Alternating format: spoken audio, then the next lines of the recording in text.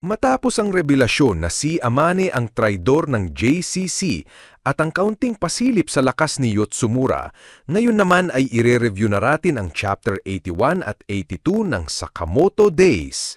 Sa wakas, masasaksiyan na natin ang gagawing paraan ni Shin para kumbinsihin ang pinakamatandang guro na si Satoda Sensei na magbigay ng impormasyon tungkol sa database.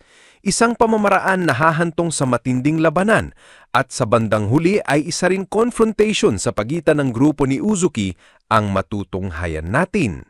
Kaya naman, this is Mr. AI Anime at wag na nating patagalin pa.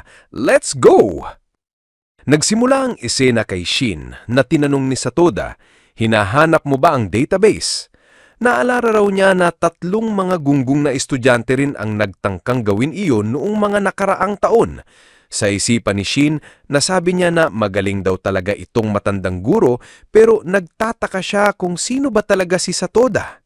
Tinanong naman ni Akira si Shin kung ano ba talaga ang database. Ipinaliwanag ni Satoda na isa raw itong urban legend na parang Akashic Records ng JCC, isang koleksyon ng lahat ng impormasyon tungkol sa paaralan at sa mga graduates.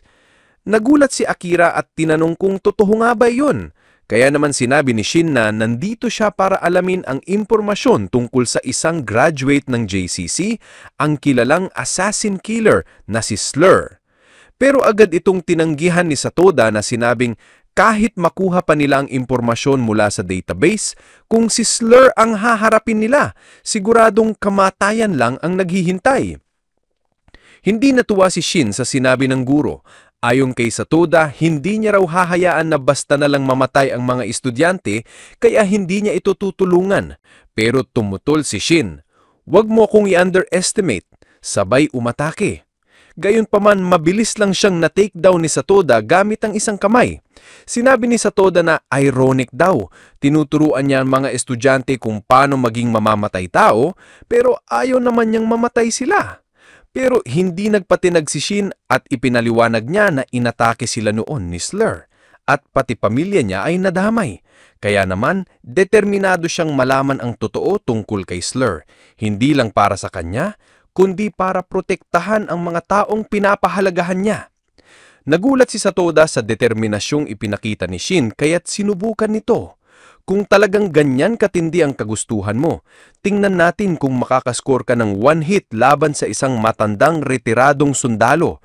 Nulit bago tuluyang lumaban, iniabot muna niya kay Shin ang Assassination Permission Slip, isang lisensya na binibigyang karapatang mag-target ng isang tao sa loob ng 24 hours sa loob mismo ng JCC. Kasunod nito, biglang umatake si Akira kay Satoda nungit agad din itong nablock ng guro. Ipinaliwanag ni Akira na gusto rin niyang makuha ang database dahil baka ito ang maging susi para mahanap si Rion. Determinado rin siyang tumulong kay Shin kahit wala siyang maibigay na kapalit. Samantala, sa infirmary, nakausap ni Sakamoto si Shin sa telepono. Sinabi ni Shin na kahit nababasa niya ang isip ni Satoda, tama ang punto ng guro at kailangan niya itong talunin sa tamang paraan. Sumang-ayon si Sakamoto at sinabi pa na sa kasalukuyang skills ni Shin, hindi na problema ang isang guro. Nulit nang marinig niya na si Satoda Sensei ang tinutukoy, bigla siyang pinagpawisan at tila nagbalik sa alaala ng pagiging under ni Nagumo noon. Habang si Ryo naman ay walang tigil na pagtawa sa reaksyon nila.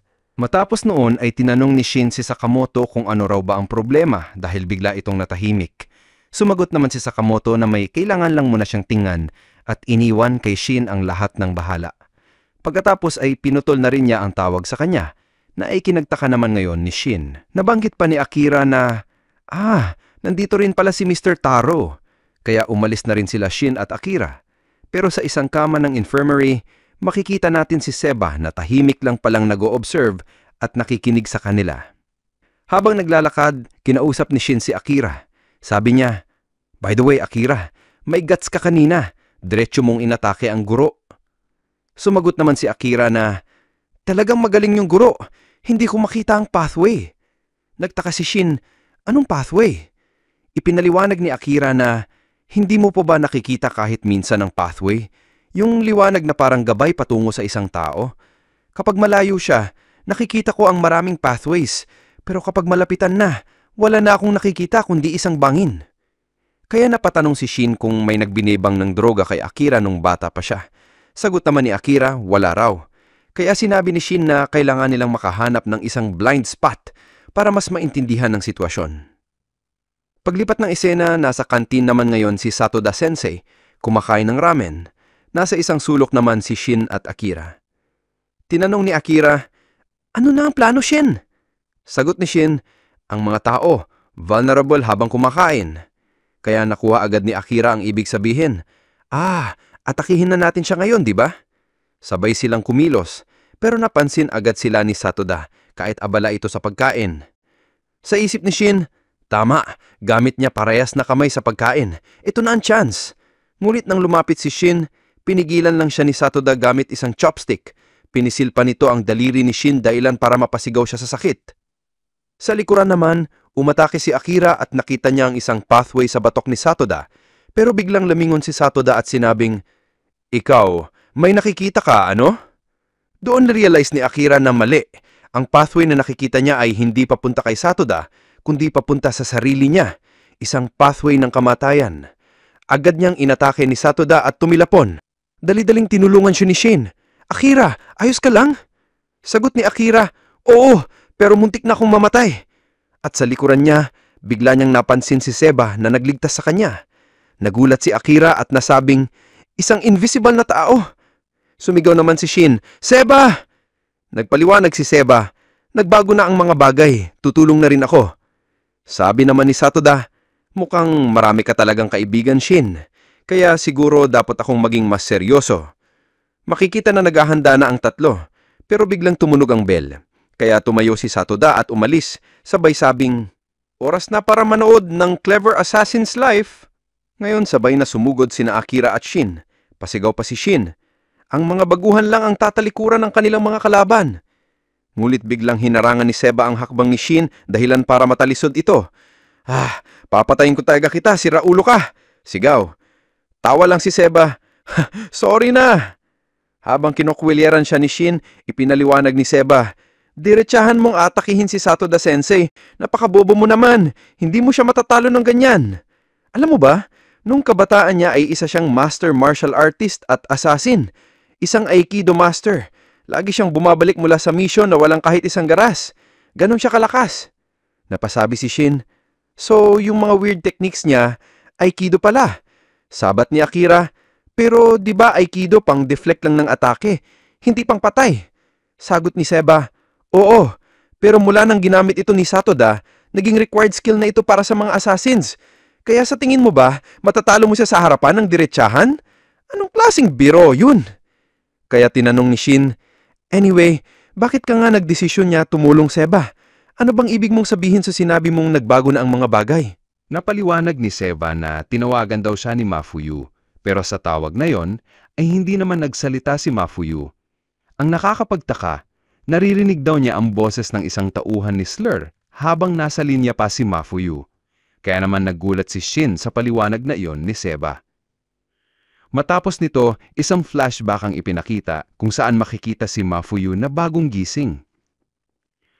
Pagbangon niya ay agad siyang binati ni Toramaru ng, "Good morning. Kamusta ang tulog mo? Para kang binangungot kanina." Dagdag pa ni Toramaru, grabe raw matulog si Mafuyu. Sagot naman ni Mafuyu, "Hindi ako makataniwala na nakatulog ako nang hindi naliligo." Nakita naman niya na may benda ang kanyang binti, kaya tinanong niya si Toramaru kung ito ba ang naglagay. Pero sagot ni Toramaru, hindi raw siya. At nagdag pa niya, masado raw silang bine-baby sa lugar na ito. Tinatrato ang sugat nila, pinapakain sila, pero kinuha ang kanilang mga armas. Parang nangaasar lang daw ang mga tao sa paligid nila. Sabay alok ni Toramaru ng ice cream. "Kainin muna natin bago matunaw."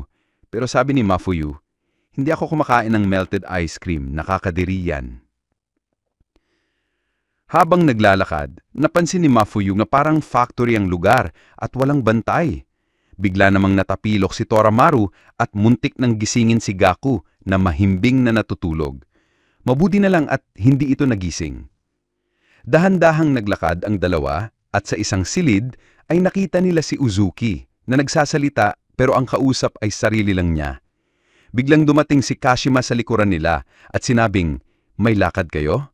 Sabay umatake, pero naiwasan naman ni Mafuyu at Toramaru. Habang tumatakbo, nakaapak ng ipis si Mafuyu at sobra nang nandidiri siya. Ngunit kinuha ito ni Kashima at sinabing, "Kahit gaano kaliit ang isang buhay, ang buhay ay buhay."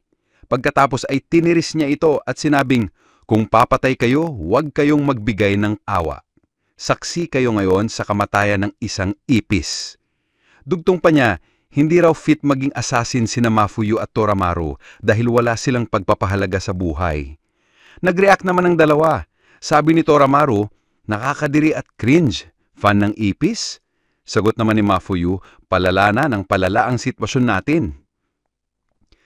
Naglabas naman ng device si Kashima at pinasabog ito, dahilan para magulat ang dalawa. Pinaliwanag pa niya na habang ginagamot ang sugat ni Mafuyu, naglagay pala siya ng microbomb sa kanilang katawan.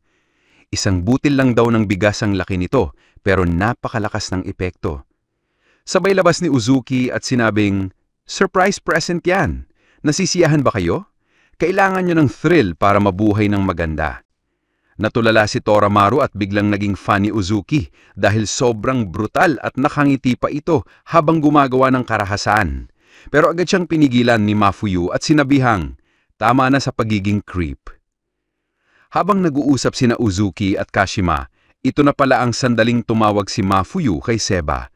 Kaya naman napagtanto ni Seba na mas malala ang pinagdadaanan ng kapatid kesa sa inaasahan niya. Dagdag pa niya, tuwing tumatawag si Mafuyu nang hindi nagsasalita, ibig sabihin ay nasa delikadong sitwasyon ito pero nahihiyang sabihin ng tulong. Kaya ngayon, ang tanging pag-asa nila ay ang database ng JCC.